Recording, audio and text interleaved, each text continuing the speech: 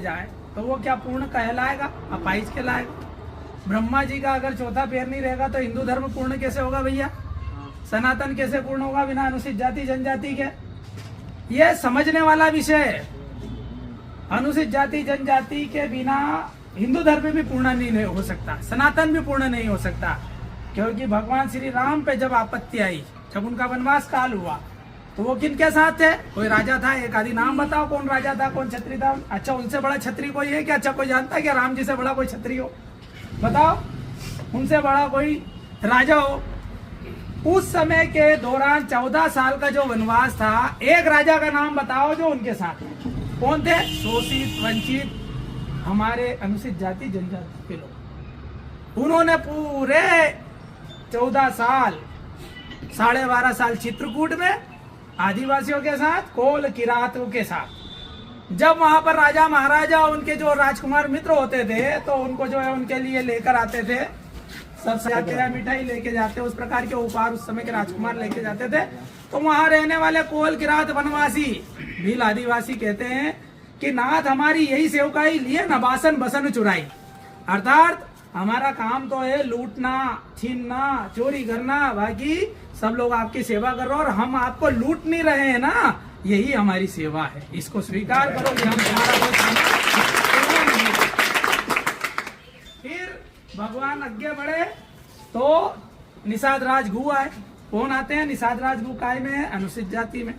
उनके साथ में रहे भगवान, उनके साथ गुरुकुल में पढ़े, ठीक है। फिर उससे आगे चले तो केवट राज मिले, जिन्होंने गंगा के पार लगाया। केवट राज काय में आते हैं? अनुसूचित जाति में आते हैं। और आपको एक और आज बहुत बड़ी आश्चर्य वाली बात बताऊंगा, जो आप मंथन करना, चिंतन करना। आदरणीय आदित्यनाथ योगी जी ने बोला था कि हनुमान जी महाराज अनुसूचित जाति से आते हैं। मैं उसको बताता हूँ कैसे आते हैं। श्री रामचरितमानस 1631 में लिखाई। सौरभ जी स्टडी करिएगा। 1631 में, आज से 400 साल पहले गोसाई तुलसीदास जी का जन्म हुआ। चित्रकूट के घाट पे भाई संतन की भीड़ और तुलसीदास चंदन घिसे तिलक देत रघुवीर, वहां पर उन्होंने श्री गणेश किया। महादेव की कृपा से, गणेश जी की कृपा से उन्होंने उसमें लिखा पूरा वृत्तांत कि जब हनुमान जी महाराज अशोक वाटिका में गए सीता जी से मिलने, तो सीता जी उन्हें पहचान नहीं पाई। जब उन्होंने उनके सामने प्रकट होकर कहा, राम दूत में मातु जान की सत्य शपथ करुणा निधान की, अर्थात मैं राम जी का दूत। तो अगला शब्द गोसाई जी ने लिखा कि हरिजन जान प्रीति अति गाड़ी, सजल नयन पुलकावली बाड़ी। हरिजन मतलब हरि का जन। हरि कौन? राम कृष्ण।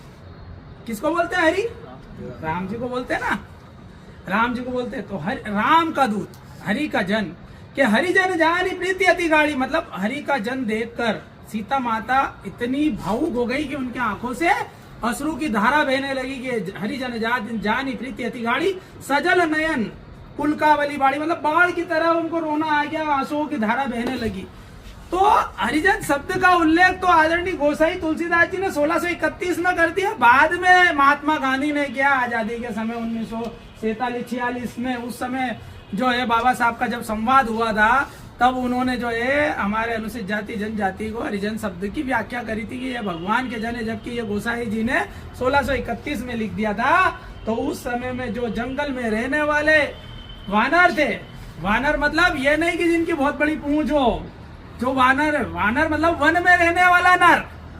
वन में जो नर रहते थे, कंदराओं में रहते थे, गुफाओं में रहते थे, आज भी रहते हैं बहुत सारे लोग जंगलों में, कबीलाई थी।